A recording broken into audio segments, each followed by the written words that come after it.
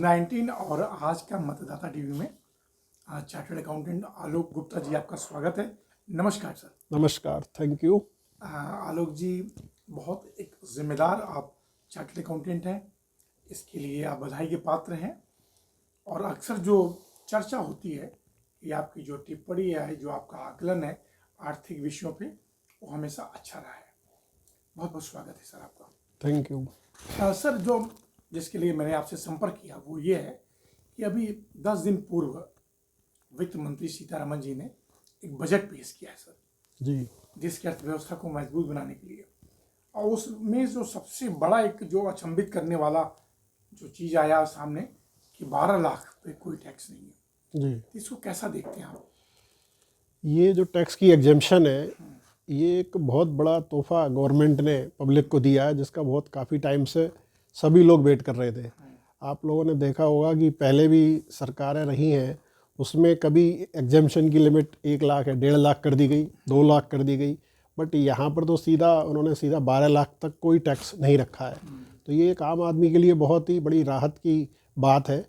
और जहाँ तक इसका सवाल है कि how it will improve the economy, तो ये हम देखते हैं कि इससे स्पेंडिंग पावर कंज्यूमर की बढ़ जाएगी, क्योंकि जो टैक्स का पैसा वो सेव करेंगे वो बेसिकली खर्च करेंगे। तो इससे इकोनॉमी में ग्रोथ जो है गवर्नमेंट देख रही है, पैसा चलन में रहेगा, पैसा चलन में रहेगा, सर्कुलेशन में रहेगा। तो ये सभी के लिए बहुत ही अच्छी खबर है। साथ ही इंडिया की ग्रोथ के लिए भी बहुत अच्छी खबर। कंज्यूमेबल गुड्स, इलेक्ट्रॉनिक गुड्स, इस पे आदमी अपना कम से कम स्पेंड कर पाएगा टैक्स से बचाकर। सर इतना बड़ा जो है 5 लाख, मतलब किसी भी सरकार में ऐसा नहीं हुआ। तो सरकार ने बोला भी था कि इससे कुछ 1 लाख करोड़ का घाटा भी होगा, तो कैसे उसको फुलफिल करेंगे? क्या कुछ आकलन कर पा रहे हैं आप? गवर्नमेंट ने कहीं ना कहीं इसको, जब ये ग्रोथ होगा तो जो स्पेंडिंग होगी उससे कहीं ना कहीं फिर से आदमी जीएसटी पे करेगा। जब गुड्स खरीदेगा तो जीएसटी पे करेगा, तो कहीं ना कहीं रेवेन्यू गवर्नमेंट को आएगा इनडायरेक्ट तरीके से। उस तरह से डायरेक्ट तो दिखाई दे रहा है 1 लाख करोड़ का, बट उन्होंने डेफिनेटली बैकग्राउंड में सोच रखा है कि इससे कुछ ना कुछ हमारे कलेक्शन एज ए जीएसटी और custom duty will come back. Alok ji, एक बड़ा सवाल था, जनता का सवाल ये है कि जब से मोदी जी आए तब से अर्थव्यवस्था के लिए बहुत सारी मेक इन इंडिया और बहुत सारे प्रोग्राम्स उन्होंने चलाए। इंफ्रास्ट्रक्चर पे काफ़ी काम हो रहा है जी। अलग अलग स्टार्टअप जो है बड़े बड़े पायदान पे पहुंच रहे हैं। लेकिन सर, जो जनता पूछना चाहती है कि हमारा जो रुपया की वैल्यू है वो डॉलर के मुकाबले इतना नीचे क्यों गिर रहा है? क्या वजह है? तकनीकी पहलू अगर थोड़ा बता सकते हैं तो सर बताइए। डॉलर का बेसिकली अगर देखें तो यूएस में डॉलर अप्रिशिएट कर रहा है, तो ये न केवल इंडियन करेंसी के अगेंस्ट बेसिकली ग्रो कर रहा है, तो बाकी सारी करेंसी के अगेंस्ट ही इसका काफ़ी ग्रो चल रहा है। तो डॉलर की वैल्यू जो है इंटरनेशनल बढ़ रही है। तो गवर्नमेंट जब भी समझती है कि बहुत ज़्यादा बढ़ रहा है तो आरबीआई इसमें इंटरवीन करता है, बट मतलब फुल फ्लो को रोक नहीं पाते हैं कहीं ना कहीं। नहीं, जनता कहती है हम मजबूत हो रहे हैं, देश मजबूत हो रहा है, तो रुपया भी मजबूत होना चाहिए। नहीं, बट एक्सपोर्ट में कहीं ना कहीं बेनिफिट प्राप्त कर रहे हैं ना। इसमें मेन पॉइंट ये है कि एक्सपोर्ट हमारा बढ़ रहा है, फोकस ज़्यादा करना पड़ेगा। एक्सपोर्ट को ज़्यादा फोकस करना पड़ेगा। और अगर वही फोकस अगर हो जाए तो रुपये की वैल्यू बढ़ जाएगी। बिल्कुल बिल्कुल बिल्कुल। सर, एक बड़ा सवाल और भी था कि इस बार इस वाले बजट में स्टार्टअप को बहुत ज़्यादा बूस्टिंग के लिए प्रावधान किए गए हैं जी, कि स्टार्टअप ज़्यादा से ज़्यादा लोग आएँ और उनकी जो लिमिट है पहले के अकॉर्डिंग, चाहे वो लोन की हो चाहे उनकी वर्तमान में बेनिफिट्स हो, बढ़ा दिए गए। थोड़ा सा इसके बारे में बता पाएंगे सर? देखिए, गवर्नमेंट का फोकस यही है कि आदमी को जॉब करने की बजाय अपना एम्प्लॉयमेंट शुरू करना चाहिए। तो उसी के लिए स्टार्टअप उन्होंने लेकर आए थे, और अब पिछले सालों में देखें तो काफ़ी नए स्टार्टअप आ चुके हैं, और स्टार्टअप आने से इक्विटी कैपिटल का इशू भी लेकर आ रहे हैं सारे स्टार्टअप। अभी आप देखेंगे कि गवर्नमेंट ने इंश्योरेंस सेक्टर में एफडीआई को बढ़ाकर 74% से 100% कर दिया। तो अब इसमें स्टार्टअप को अगेन मौका दिया गया है कि वो भी इस सेक्टर में आए और अपने को साबित करके दिखाएं। तो मेन यही है कि self employment generation, that is the policy of the government instead of working somewhere. तो पूरा बजट आपने स्टडी किया जी, तो उसमें संतोषजनक है? बिल्कुल फुल्ली सेटिस्फाइड है, अच्छा बजट रहा है। और दिल्ली आम चुनाव से जनता कोई के लिए संबंध तो नहीं था इसका? नहीं, दिल्ली चुनाव से मैं नहीं कहूँगा कोई संबंध इसका था। ये एक लॉन्ग अवेटेड चीज़ थी, तो जनता के लिए ज़रूरत भी थी। तो थर्ड टर्म में आकर के मोदी जी ने ये जनता को मध्यम वर्ग की चिंता भी की है, जो लॉन्ग टाइम से वेट कर रहे मध्यम थे। वर्ग बहुत खुश है, वो मध्यम वर्ग काफ़ी खुश 12 है, लाख था, मुझे कोई टैक्स हमें बिल्कुल नहीं देना नहीं पड़ेगा। देना, जबकि वो पैसे को बचाएगा नहीं, खर्च कर देगा। खर्च कर देगा, तो इनडायरेक्ट वे में देश का ग्रोथ। इकोनॉमी ग्रो करेगी डेफिनेटली।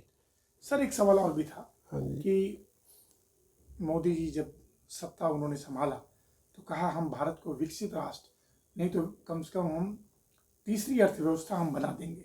जी। तो ये जो बजट है तीसरी अर्थव्यवस्था की तरफ लेता हुआ आपको दिख रहा है, ले जाएगा? बिल्कुल डेफिनेटली लेके जाएगा। ये बजट हो, इससे पहले बजट जितने भी हैं वो मोदी के एक लॉन्ग टर्म विजन पे काम कर रहे हैं। अगर इसका इफेक्ट कुछ लोगों को अभी दिखाई नहीं देता है तो नेक्स्ट डेफिनेटली लॉन्ग टर्म में इसका एक ग्रोथ वाला इम्पैक्ट है।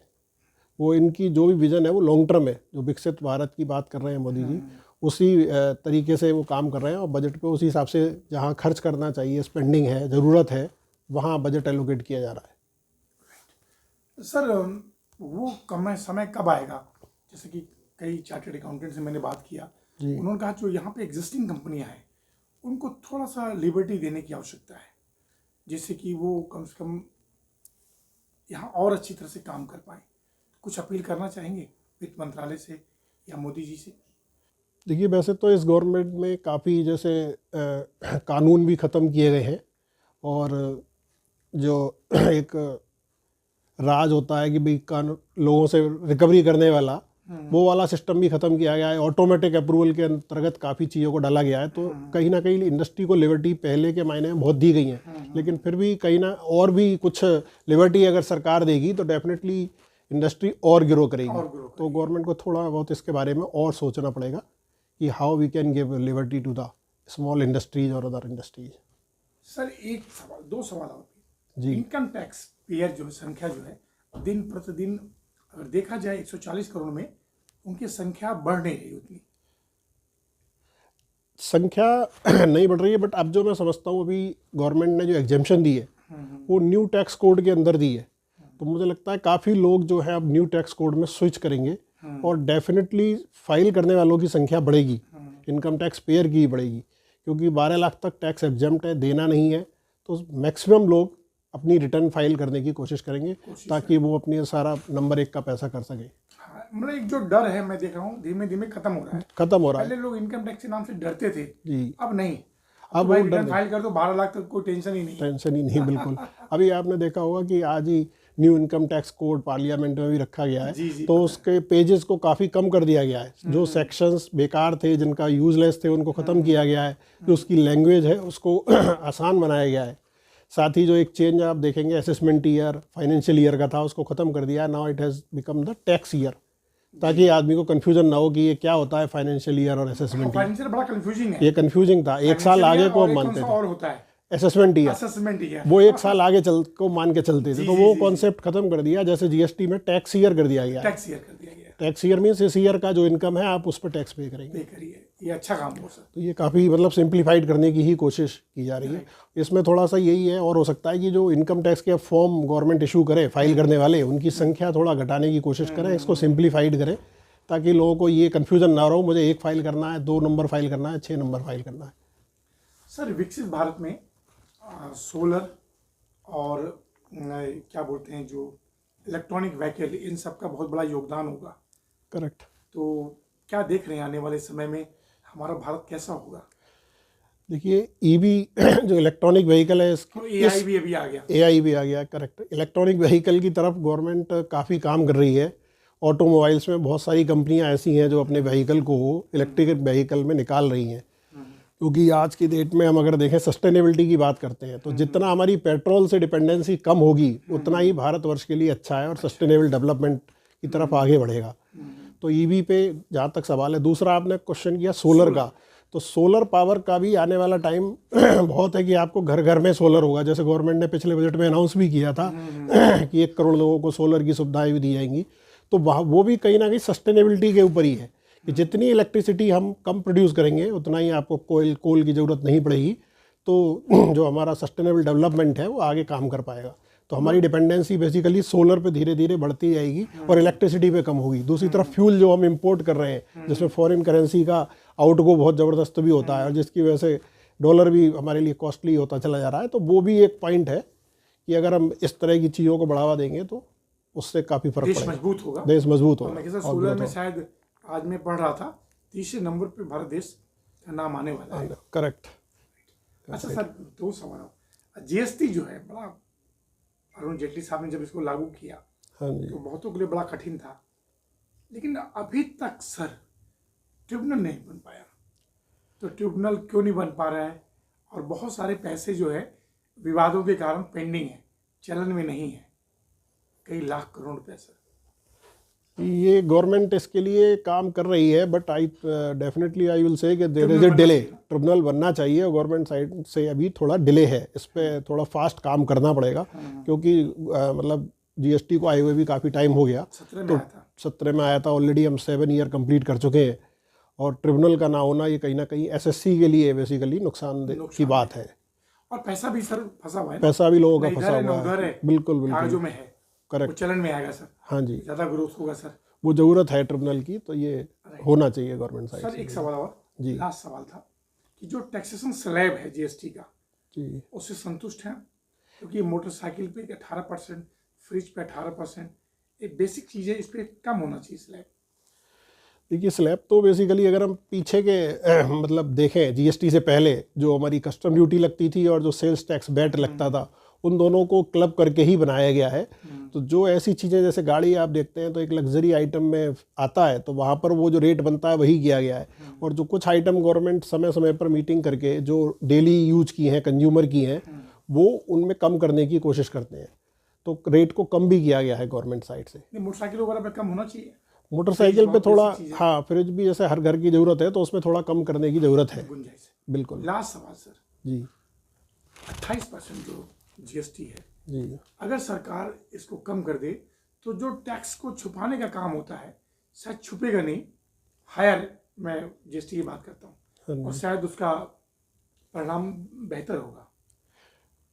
देखिए सोचना है, मैं समझता हूँ अगर 28% कम करती है गवर्नमेंट तो काफ़ी लोड पड़ेगा, तो वो कैसे पूरा करेंगे वो गवर्नमेंट को अपने एंड से थोड़ा सोचना पड़ेगा। क्योंकि ज़्यादातर 28% टैक्स लग्जरी आइटम्स पे या मतलब कहना चाहिए उन चीज़ों पर है। उन चीज़ों पे तो एक जो डेली कंज्यूमर है, सीमेंट पे कितना है सर?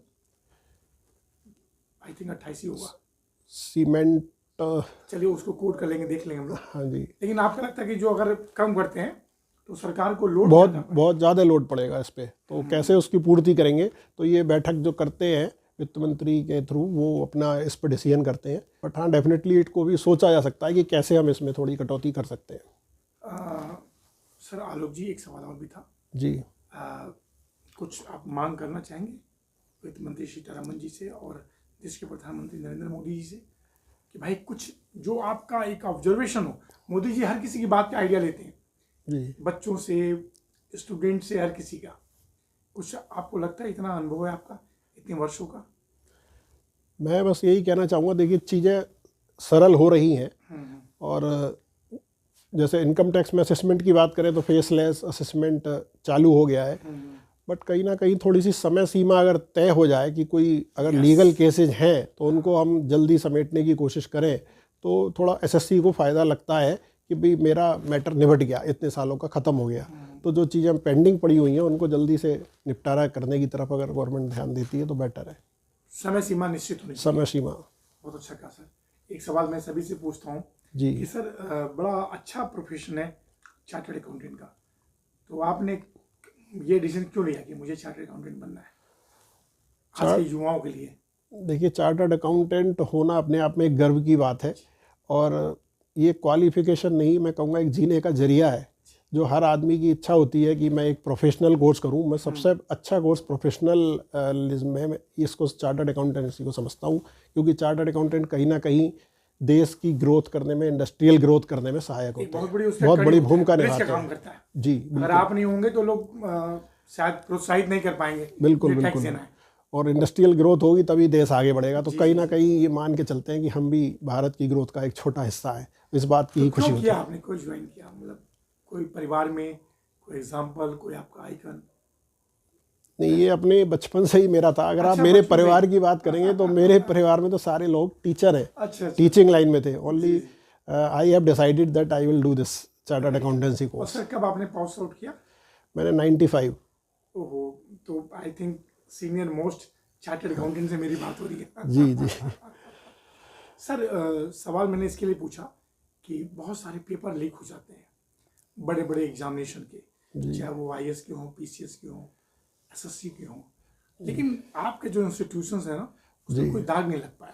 ये बहुत बड़ी बात है कि मतलब इतने बड़े बड़े लेवल के पेपर भी लीक हुए, लेकिन आज तक आपने ये नहीं सुना होगा कि चार्टर्ड अकाउंटेंसी में पेपर लीक हुआ। और हर 6 महीने में एग्जाम होते हैं, हर 6 महीने में एग्जाम होते हैं। ये नहीं है साल भर में एक बार हो।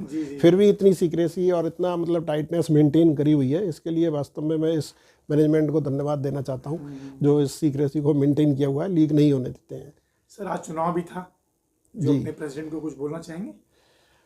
आज के चुनाव में प्रेसिडेंट श्री चरणजोत सिंह नंदा जी, मैं उनको बहुत पहले से जानता हूँ, कई वर्षों से जानता हूँ। बहुत उन्होंने मेहनत की है और आज उनकी मेहनत रंग लाई। मैं उनको बहुत बहुत बधाई देना चाहता हूँ और डेफिनेटली वो इंस्टीट्यूट के लिए अपने कार्यकाल में कुछ और अच्छा करने के लिए अग्रसर होंगे। इन्हीं शुभकामनाओं के साथ मैं उनको अगेन धन्यवाद देता हूँ। किसी विषय पर फिर मिलेंगे। नमस्कार सर। नमस्कार, थैंक यू।